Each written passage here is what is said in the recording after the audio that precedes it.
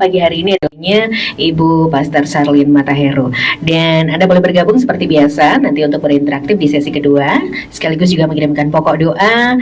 Nanti akan didoakan di akhir program. Shalom, selamat pagi. Shalom, selamat pagi, blessing in the morning. Haleluya. Kabar baik hari ini? Kabar baik, kabar yang penuh dengan sukacita. Saya juga percaya semua penuh dengan sukacita. Amin. Haleluya. Kita punya tema tentang krisis identitas. Iya. Ini kayaknya relate banget dengan kehidupan hari ini ya. Baiklah, kita akan awali dengan doa, Bu. Mari kita berdoa, kita minta Tuhan mengurapi kita, apa yang kita dengar, apa yang kita baca. Kita minta Roh Kudus kasih pengertian lebih jauh lagi dan kita dikuatkan dan diberkati. Mari kita berdoa. Haleluya. Terima kasih Tuhan untuk hari yang baru. Terima kasih Tuhan untuk kekuatan, sukacita, damai sejahtera.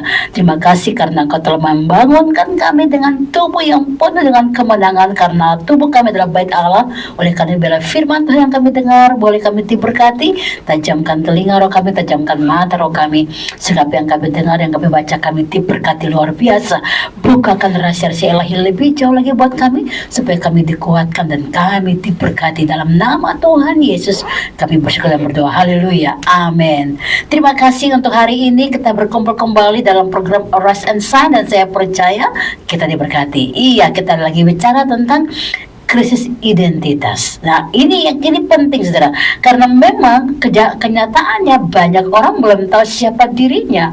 Ya, ada banyak orang masih khawatir, masih bingung siapa dirinya, bahkan dalam keadaan-keadaan yang dimana dia dalam posisi yang sulit dalam mengambil keputusan, dalam segala langkah-langkahnya dia masih bingung untuk bisa melangkah. Ini ada apa, saudara? Ya, kita akan belajar apa yang dikatakan oleh Alkitab tentang identitas kita, apa pandangan Alkitab tentang krisis identitas juga.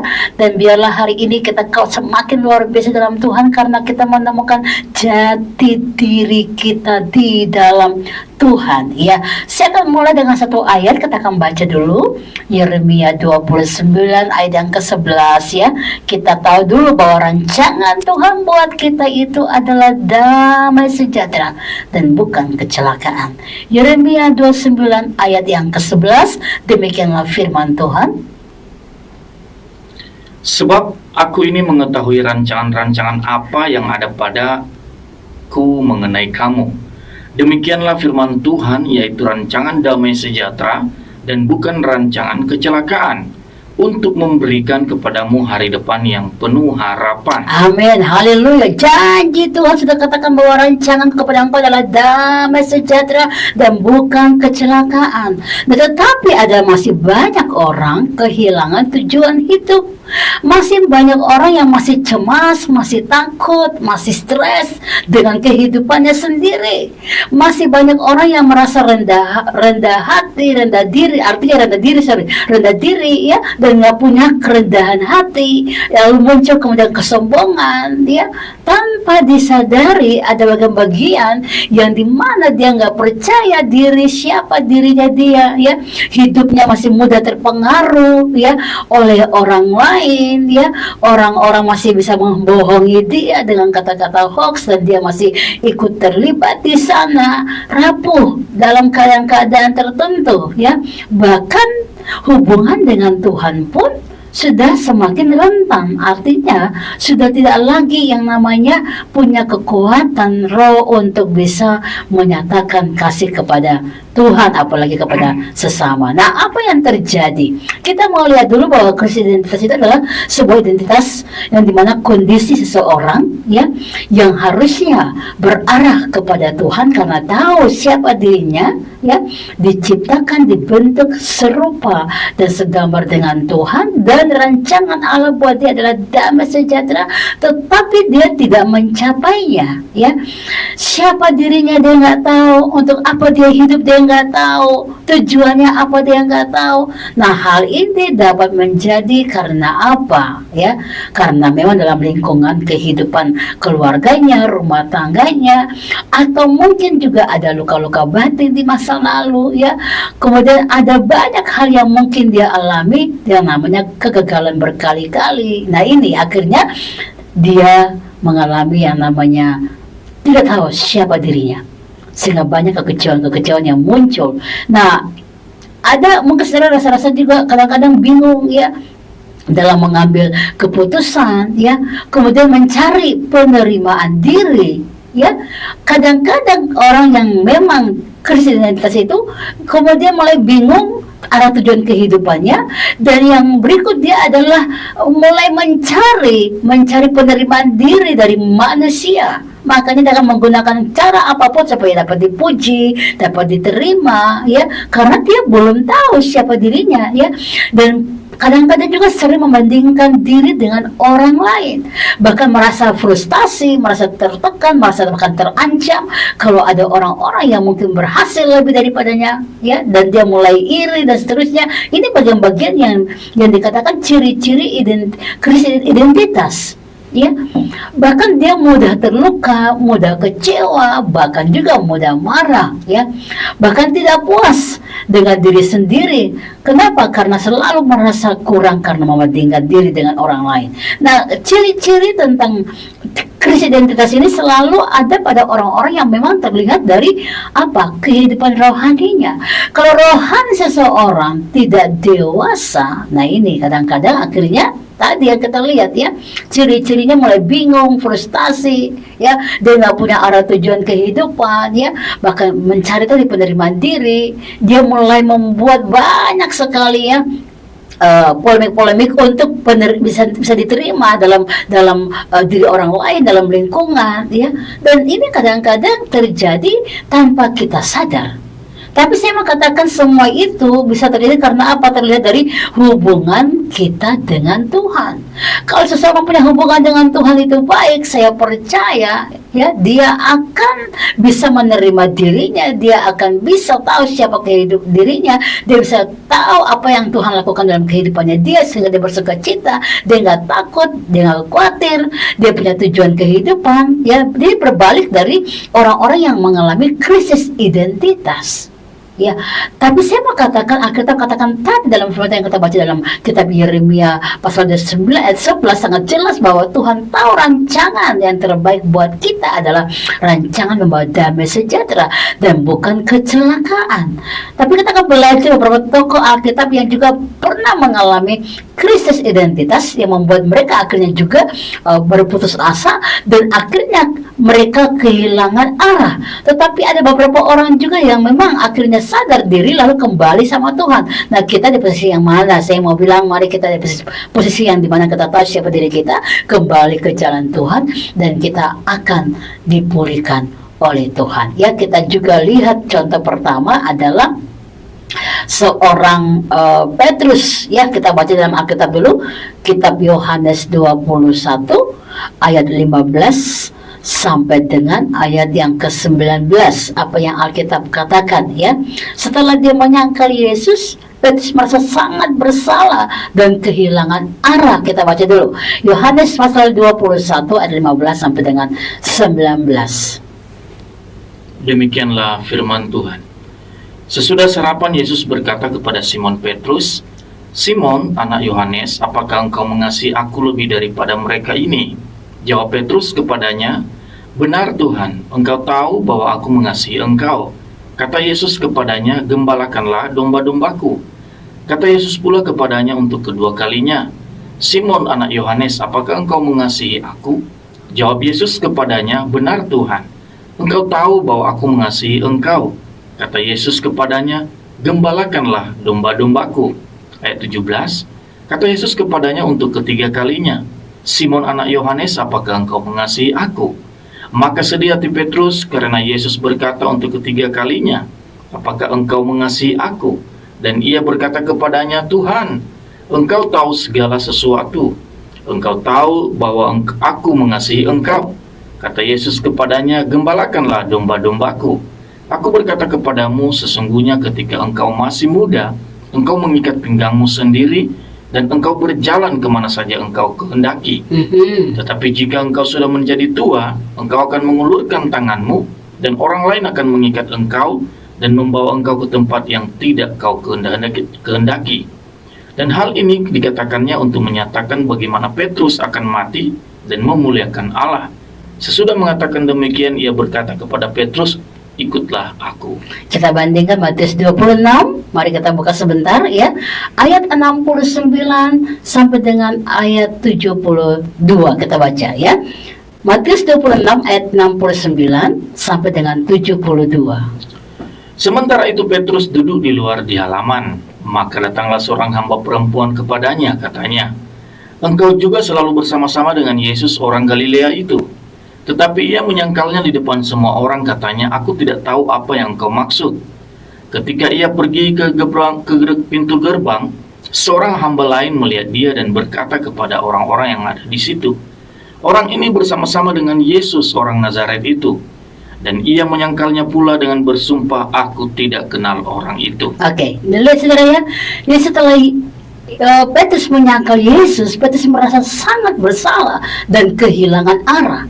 Kadang-kadang kalau kita punya rohaninya goyah, rohani kita itu mulai terganggu dengan banyak masalah persoalan, kita nggak punya kekuatan iman lagi, maka kita akan kehilangan arah. Waktu saudara bikin dosa, saudara tidak kembali ke jalan Tuhan, nggak bertobat sungguh-sungguh, engkau akan kehilangan arah. Petrus mengalami hal ini dan begitu sangat stres, saudara. Tetapi Yohanes pasal yang ke-21 tadi diceritakan, Tuhan benar-benar mau Petrus kembali menyadari siapa dirinya. Sehingga Tuhan berkata, "Apakah engkau mengasihi aku?" Tuhan mau kita juga, saudara, pada pagi hari ini tahu siapa diri kita.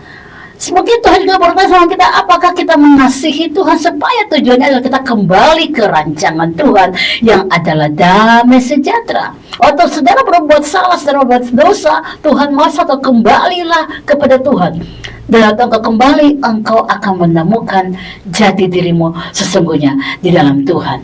Yesus memulihkan dan mengembalikan jati diri Petrus, bahwa dia telah ditetapkan dari awal menjadi hambanya. Dia telah dipanggil untuk dia melayani Tuhan. Sehingga identitas Petrus akhirnya kembali dan Tuhan berkata, "Mari layanilah umatku, pergi beritakan Injil," kembali kepada panggilan Tuhan. Jadi waktu saudara kehilangan identitas diri saudara, kadang-kadang itu terjadi karena kita berbuat salah, kita tinggal dalam dosa, kesalahan yang berulang-ulang tanpa kita sadar. Makanya kita mencari perhatian dunia, kita mencari supaya bisa diterima, kita mengatakan hal-hal yang bohong supaya kita bisa diterima dalam komunitas, dalam diri seseorang. Kita menjatuhkan orang lain supaya kita bisa diangkat. Nah, ini ciri-ciri yang sangat merusak sekali karena saudara kehilangan identitas. Waktu saudara tidak tahu siapa diri saudara, maka saudara akan berjalan dalam kesalahan yang berulang-ulang. Nah, pagi hari ini Tuhan mau saudara mengenal siapa diri saudara. Engkau adalah ciptaan Tuhan yang paling mulia.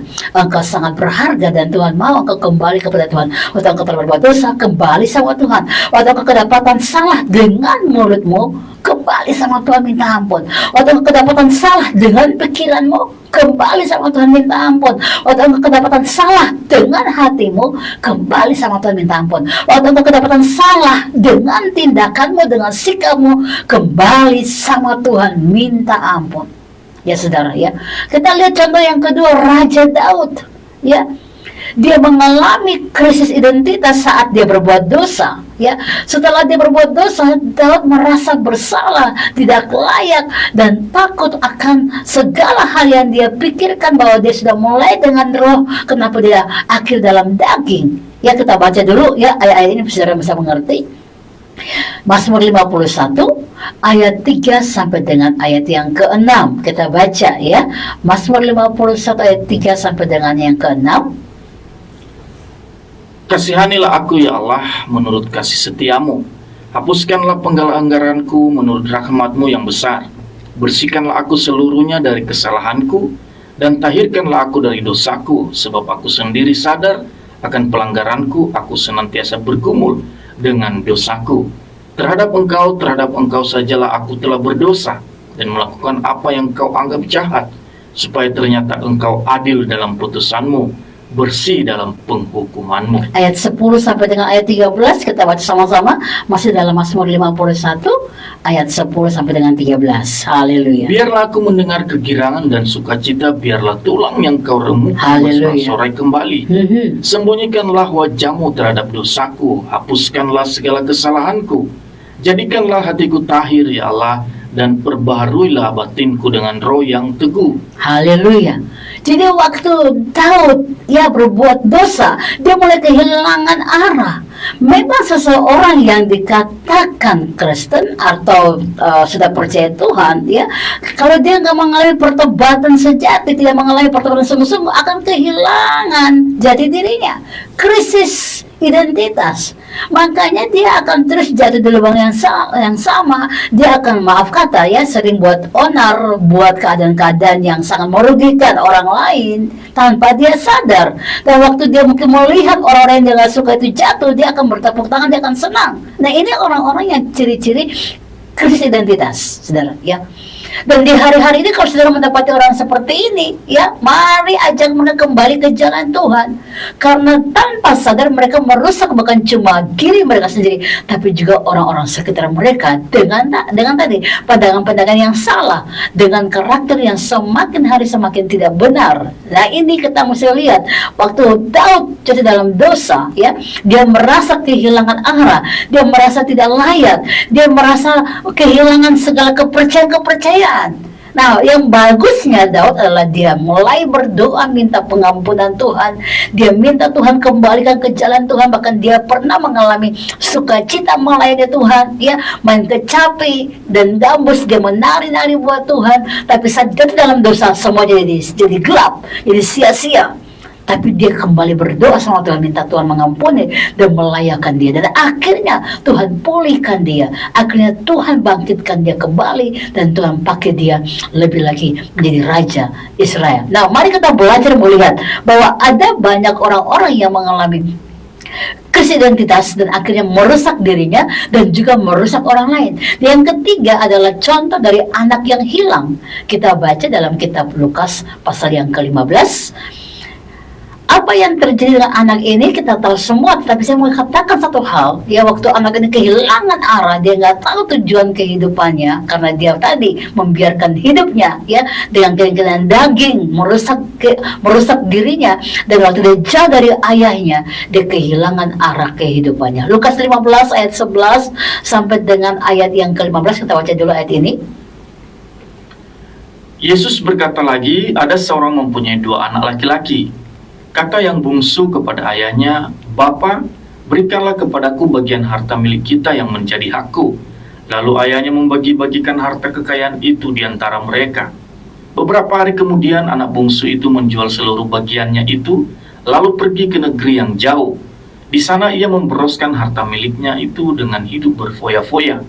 Setelah dihabiskannya semuanya, timbullah bencana kelaparan di dalam negeri itu dan ia pun mulai melarat. Lalu ia pergi dan bekerja pada seorang majikan di negeri itu. Orang itu menyuruhnya ke ladang untuk menjaga babinya. Nah, saudara ini, kalau kita ada ayat-ayat terus lagi, akhirnya dia berjuang untuk mempertahankan kehidupan. Karena dikatakan dia jatuh miskin, dia melarat, gak punya apa-apa lagi. Kenapa? Dia membawa dirinya keluar dari otoritas ilahi, yaitu orang tuanya yang selama ini mengayomi, memimpin, menasehati. Nah, waktu dia keluar dari area otoritas Allah, di mana orang-orang kepercayaan Tuhan bawa untuk bimbing, akan kehilangan identitasnya.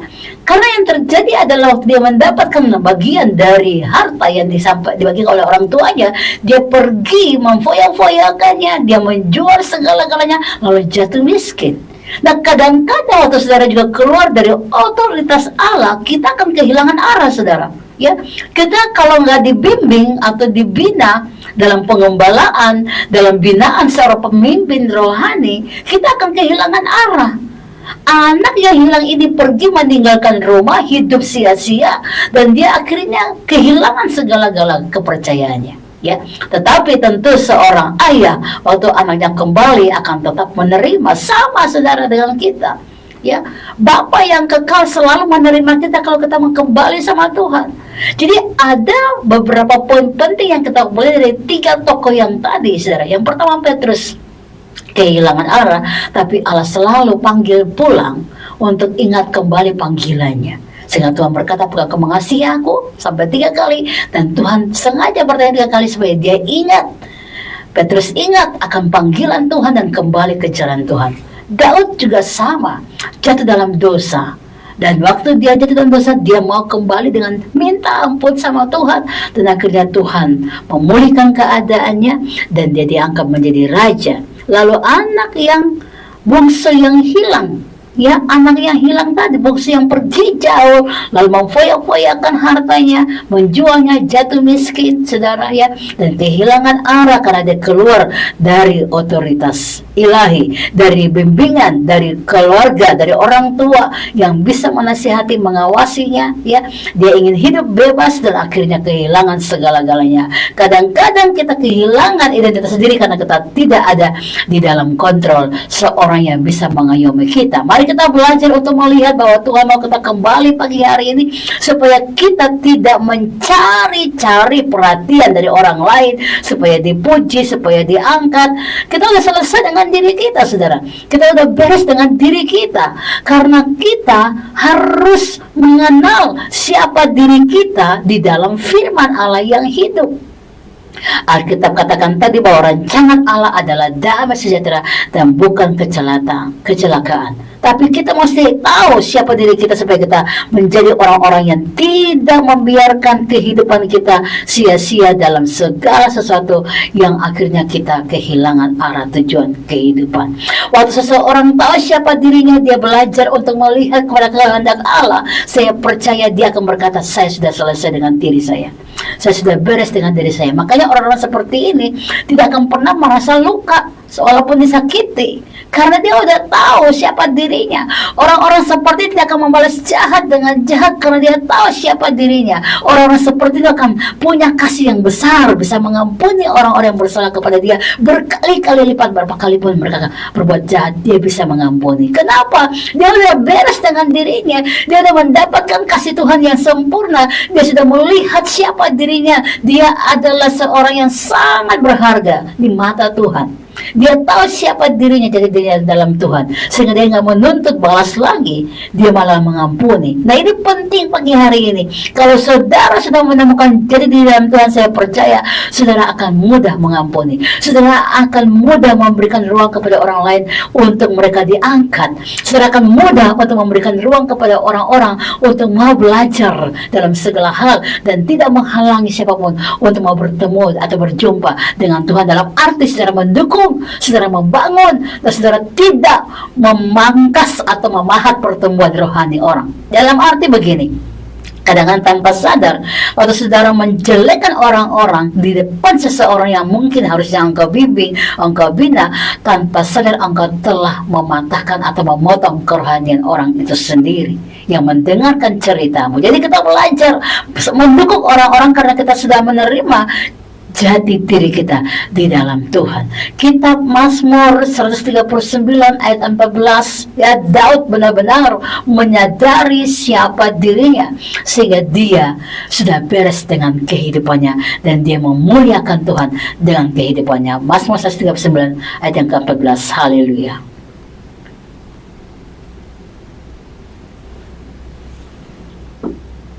Mazmur 139 ayat yang ke-14.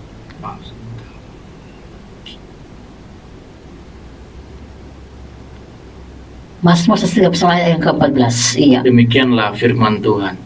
Aku bersyukur kepadamu oleh karena kejadianku dahsyat dan ajaib. Haleluya. Ajaib apa yang kau buat dan jiwaku benar-benar menyadarinya. Haleluya. Nah, jadi kita mesti menyadari keajaiban yang Tuhan lakukan dalam kehidupan kita adalah saat kita tahu bahwa Dia mulai membuat kita menjadi orang yang berharga. Waktu engkau tahu engkau berharga, waktu engkau tahu engkau adalah orang yang spesial, yang dibentuk, yang dibuat Tuhan indah, maka engkau akan tempatkan dirimu juga di tempat yang indah, di mana firman Allah akan menguasai engkau dan engkau engkau hidup seperti yang Tuhan katakan. Jangan lagi engkau menyia-nyiakan waktumu. Jangan lagi engkau membiarkan hidupmu terbawa oleh arus-arus dunia. Tapi mari ketemu identitas dirimu, bahwa engkau adalah anak Allah, engkau milik Tuhan. 1 Petrus 2 ayat 9 dan 10 mengatakan bahwa engkau milik Tuhan, engkau yang dulu dalam kegelapan sekarang telah ditarik keluar, pindah ke dalam terang yang ajaib. Engkau yang dulu nggak dikasihani, sekarang dikasihani. Itulah identitas kita dalam Tuhan. Engkau berharga, engkau spesial, engkau adalah milik Tuhan. Stay tune di sini, kita akan kembali setelah ini. God bless you. Blessings in the morning. Arise and shine. Bangkit dan bercahayalah bersama Pastor Charlene Mataheru MTH. Selamat mendengarkan. Kembali di 90.3 FM Sasandi Yogyakarta di sesi kedua program Blessing in the Morning, Rise and Shine. Kita sudah diberkati oleh firman Tuhan yang disampaikan oleh hambanya Ibu Pastor Charlene Mataheru tentang krisis identitas. Ada 3 tokoh Alkitab yang tadi sudah dijelaskan bagaimana mereka mengalami pemulihan setelah mengalami krisis identitas, baik itu hilang arah, kemudian ada yang berbuat dosa gitu ya. Dan juga pagi hari ini Anda boleh bergabung untuk berinteraktif mengenai firman Tuhan. Sekali lagi temanya krisis identitas. Boleh di 08562929 400 dan nomor yang sama juga untuk menyampaikan pokok doa akan didoakan di akhir program. Baik Bu Charlene, terima kasih. Firman Tuhan luar biasa pagi hari ini. Amin, haleluya. Mengenai krisis identitas. Yes. Secara sadar atau tidak sadar, mungkin kita juga mengalami yang namanya krisis identitas. Walaupun mungkin terkikisnya sedikit demi sedikit ya. Betul. Jadi betul. mungkin di satu sisi kita merasa, wah saya ini udah anak Tuhan banget nih. Lihat dong dari penampilan saya, bagaimana pelayanan saya, bagaimana kegiatan dan padatnya saya, ketemu saya saja susah ya kan, gitu ya misalnya. Tapi ternyata ada juga yang menggerogoti identitas kita sebagai anak Tuhan secara tidak langsung ya. Mulai dari perbuatan-perbuatan kita yang mungkin agak show off atau menyombongkan diri sendiri, yang kemudian akhirnya dampaknya cukup besar dilihat oleh orang lain, tapi kita nggak ngelihat gitu ya. Betul. Dan pagi hari ini sangat menarik ketika tadi diungkapkan tokoh-tokoh dalam Alkitab. Ada Petrus, Raja Daud, kemudian tadi kisah anak bungsu yang hilang gitu ya. Apakah kita satu di antara contoh-contoh ini? Tapi memang luar biasa ya.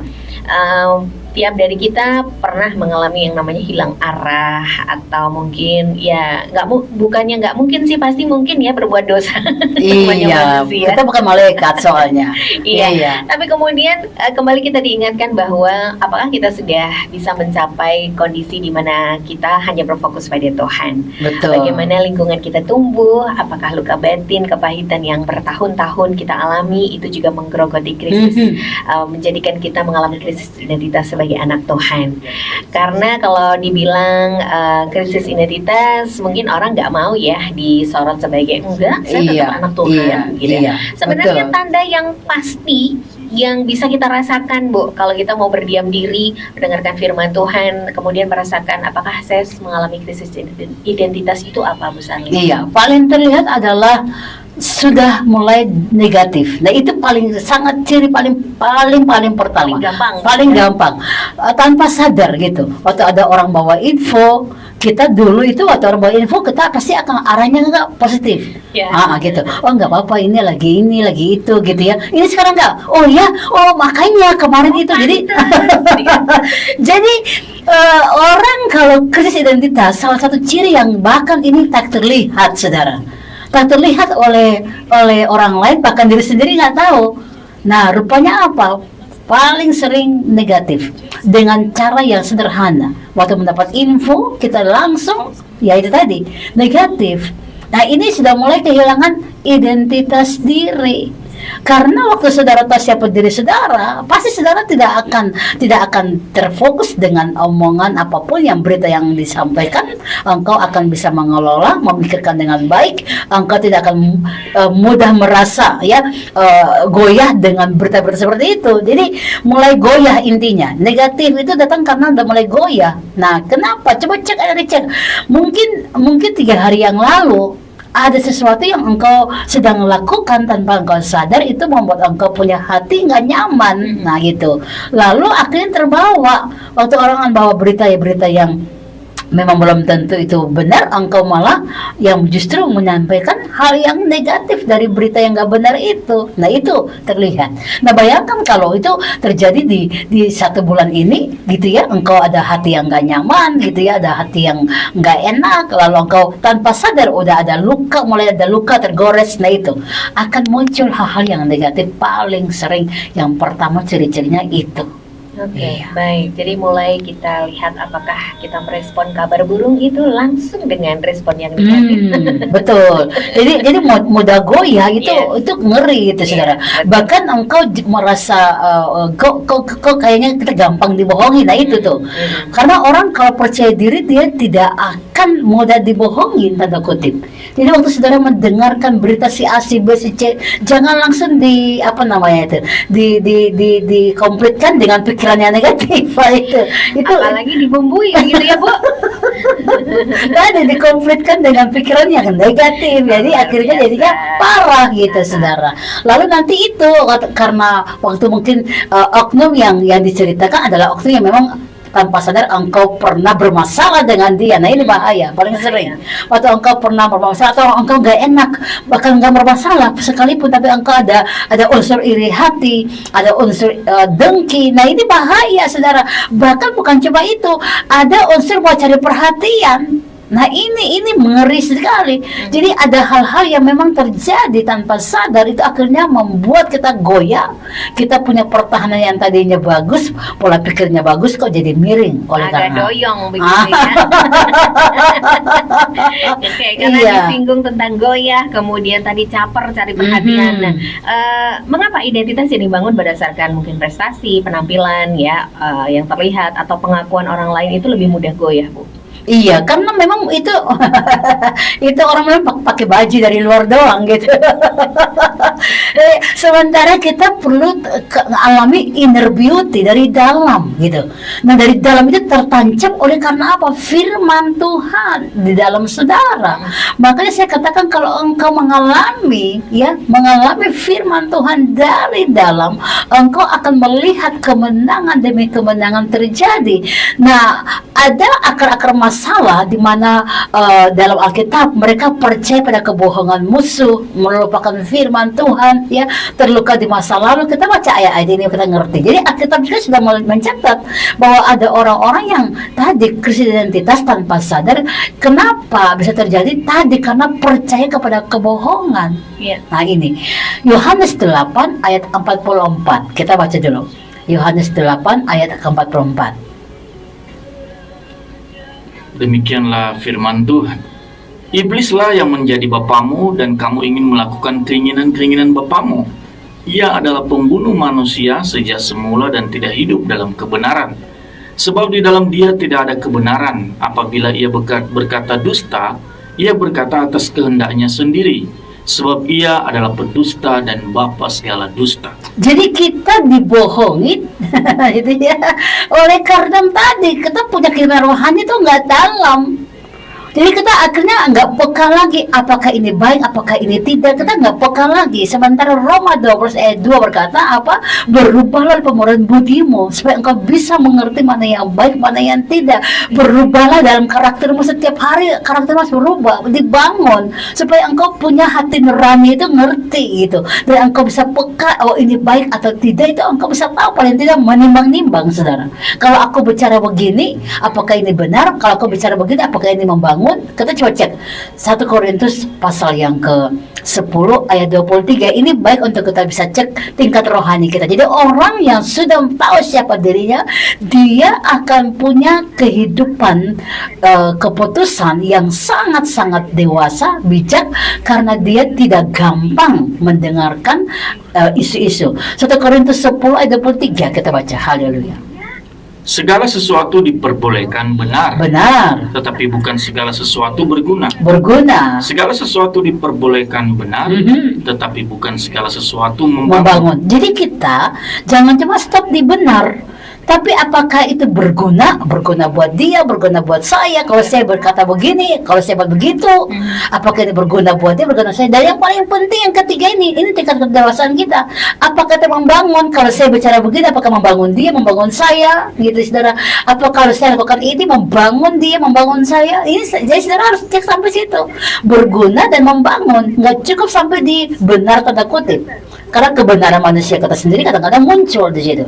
Tapi kalau kita mau menuju kepada kedewasaan dan sudah selesai dengan diri kita, saya percaya kita akan menjaga perkataan kita, pikiran kita, bahkan hati kita.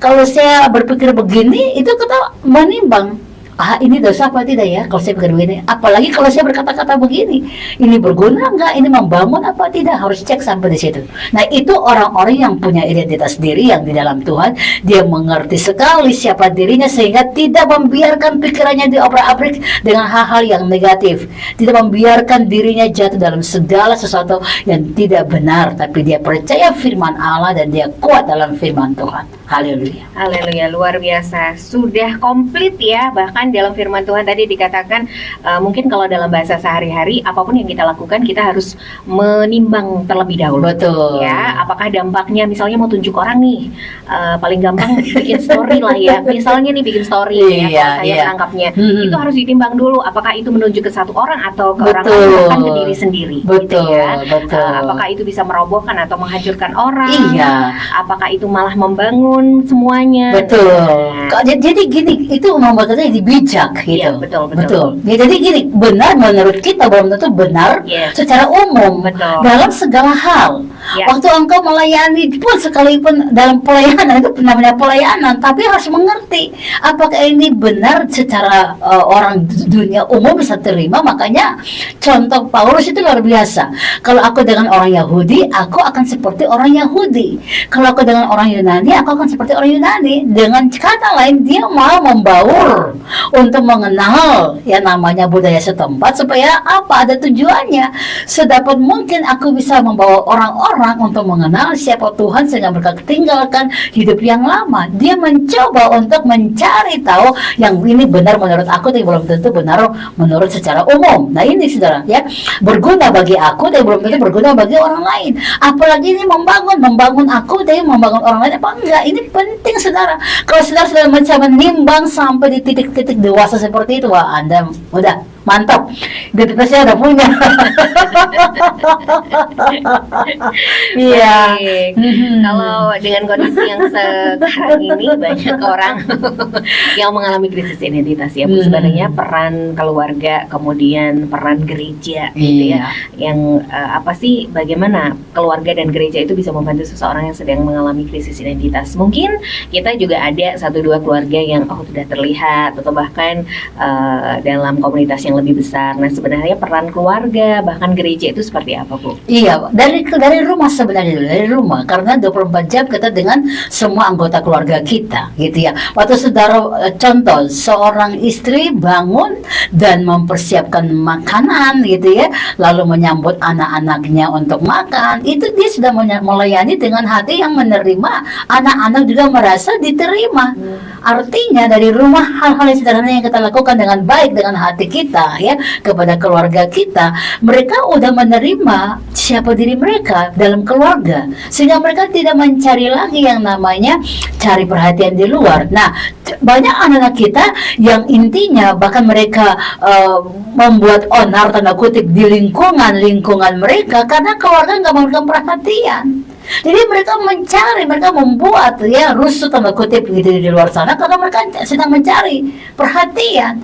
Dan jadi waktu keluarga bisa memfungsikan semua anggota keluarga dengan sangat baik, karena ingat ya, keluarga rumah tangga adalah tempat menunjukkan kasih, ya, menunjukkan perhatian, ya.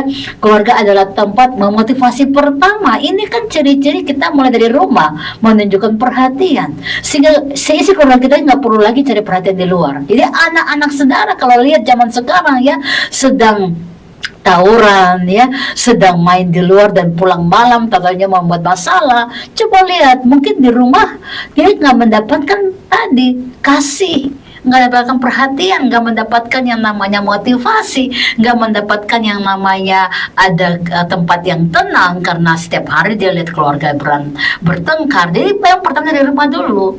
Kalau saudara melihat bahwa anak-anak butuh perhatian dengan cara sederhana, saya katakan masak pertama ya, ajak mereka makan bersama dan tanya keadaan mereka, itu menunjukkan bahwa mereka sudah mendapatkan perlindungan dalam rumah, sehingga mereka nggak perlu cari identitas di luar karena mereka mendapatkan. Sama suami istri juga, ada kadang-kadang istri lebih suka lebih banyak waktu di luar ngomong-ngomong ya bahkan gosip-gosip karena nggak ada perhatian dari suami di dalam rumah, atau sebaliknya suami suka lebih nongkrong ngopi di luar daripada di rumah. Nah ini sederhana kan saudara, sangat sederhana, tapi kalau sering terjadi mah ini perlu diberesin saudara, perlu dipulihkan gitu saudara ya. Maka dari rumah dulu sebenarnya. Dan tentu kalau dalam gereja ya, ini peran hamba Tuhan, gembala sidang setempat untuk mulai menuntaskan, dalam arti memperhatikan untuk kasih mulai dipraktekkan dari rumah dengan firman Allah yang dibagikan siang, pagi, malam, renungan-renungan yang dikirimkan ke via WhatsApp, lalu kemudian ada kelompok sel yang diadakan, kemudian doa-doa yang diadakan secara bersama-sama, kemudian khotbah-khotbah yang disampaikan dalam pelajaran firman di gereja, membuat akhirnya jemaat-jemaat menemukan jati diri dalam Tuhan, dan akhirnya mereka bertumbuh dengan sangat baik. Haleluya. Haleluya, luar biasa. Baik, ini pertanyaan terakhir sebelum nanti kesimpulan dan juga diakhiri dengan doa begitu. Ya. Apa pesan bagi pendengar yang mungkin pagi hari ini merasa saya belum cukup baik, saya kok merasa kurang berharga, atau terus ini yang paling sering membandingkan diri sendiri dengan orang lain? Iya. Nah, harus ingat kembali ke Alkitab. Jadi gini, identitas kita itu adalah seperti yang Alkitab katakan ya, bahwa kita adalah milik Tuhan. Efesus 2 ayat 10 dulu kita baca sebentar. Efesus 2 ayat yang ke-10.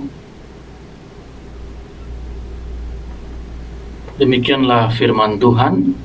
Karena kita ini buatan Allah, diciptakan dalam Kristus Yesus untuk melakukan pekerjaan baik yang dipersiapkan Allah sebelumnya, yang mau supaya kita hidup di dalamnya. 1 Petrus 2 ayat 9 dan 10 ini lebih menegaskan lagi siapa diri kita. Jadi gini, bagaimana supaya kita bisa membuat orang-orang yang tadi mungkin lagi tadi ya, pertanyaan seperti pertanyaan tadi, kembali kepada firman Allah supaya dia bisa tahu siapa dirinya dia dulu. Silakan. Tetapi kamulah bangsa yang terpilih, umat yang rajani, Iya. bangsa yang kudus, umat kepunyaan Allah sendiri, Iya. supaya kamu memberitakan perbuatan-perbuatan yang besar dari Dia, yang telah memanggil kamu keluar dari kegelapan kepada terangnya yang ajaib.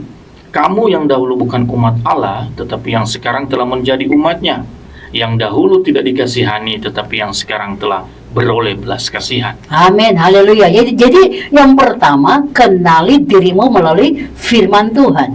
Yang kedua, bangun hubunganmu, hidup rohanimu. Itu penting. Bangun hidup rohani. Karena kalau engkau sudah baca firman, engkau gak bangun hidup rohani, dalam arti gak ibadah, dalam arti gak bangun persekutuan, dalam arti tidak sungguh-sungguh mencari Tuhan, engkau akan tetap digoyahkan dengan macam-macam, sehingga engkau akhirnya gak berarti lagi. Jadi yang pertama tadi, kenali dirimu seperti yang firman Tuhan katakan. Yang kedua, bangun hubunganmu dengan Tuhan, bangun hubungan rohanimu. Dan yang ketiga, berani lepaskan semua luka-luka batin. Ini paling penting, karena tanpa sadar kita masih kecewa, masih marah, masih nggak suka dengan si A si B C karena itu tadi terluka. Lepaskan itu. Lalu yang keempat, berhenti untuk membandingkan dirimu dengan orang lain, karena engkau sudah lebih dari cukup, engkau spesial. Itu engkau berharga sekali. Dan kita masing-masing dalam dunia ini pribadi-pribadi berbeda-beda. Tuhan tetap tempatkan kita dan tempatkan kita juga dalam segala hal. Ya, tidak sama. Jadi kita harus menerima diri kita seperti yang Daud katakan ya. Aku bersyukur kejadianku dahsyat dan ajaib, dan ajaib apa yang kau buat aku sangat menyadari. Jadi terimalah dirimu dengan penuh sukacita dan jangan bandingkan dirimu dengan orang lain. Saya percaya kalau saudara akhirnya tadi mengenal dirimu dalam Tuhan, lalu kemudian dalam firman, lalu kemudian bangun hubunganmu dengan Tuhan, lalu kemudian engkau mulai melepaskan masa-masa lalu kamu, dan engkau tidak bandingkan dirimu, engkau akan dipulihkan dengan sendirinya. Haleluya. Haleluya, luar biasa. Baik, kita akan kesimpulan Bu, sebelum nanti boleh lanjut ke pokok doa, kita akhiri dengan doa. Iya, baik. Nah, kesimpulan saya adalah mari temukanlah siapa dirimu di dalam Tuhan. Karena hanya dalam Tuhan engkau akan merasa dirimu berharga. Di dalam Tuhan engkau punya keberanian untuk melangkah, dan di dalam Tuhan engkau punya kemampuan untuk bisa melakukan apapun hanya dalam Tuhan. Jadi bawa dirimu kepada Tuhan. Kalau mungkin hari ini engkau lagi benar-benar frustasi dengan dirimu, coba perhatikan baik-baik firman Tuhan yang kita baca tadi, ya. Rancangan Allah kepadamu adalah damai sejahtera. Kembalilah sama Tuhan supaya engkau tidak membiarkan hidupmu tidak tahu arah tujuannya. Tapi mari belajar untuk tunduk sama otoritas Tuhan, dan bahkan kalau Tuhan membawa engkau kepada orang-orang yang membimbingmu, belajar taat, belajar hormati, ya, dan tetap rendah hati, ya. Belajar, semua itu belajar. Tidak semudah balikan telapak tangan, tapi belajar, ya, karena Tuhan sendiri sudah membawa engkau keluar dari gelap dan terang yang ajaib, dan Dia mengasihi engkau dengan kasih yang limpah. Dapatkanlah kasih itu, karena dengan menerima kasih Tuhan yang sempurna itu, engkau sudah lebih dari cukup. Haleluya. Ya, saya percaya pagi hari ini saudara dikuatkan, saudara diberkati, saudara akhirnya kembali menemukan siapa dirimu, supaya engkau tidak membandingkan diri dengan orang lain. Engkau tidak perlu cari perhatian, karena Tuhan sudah perhatikan engkau lebih dari dunia memberikan, ya. Mari percaya dan berjalan maju dalam panggilan Tuhan, karena Tuhan punya kasih buat saudara itu cukup.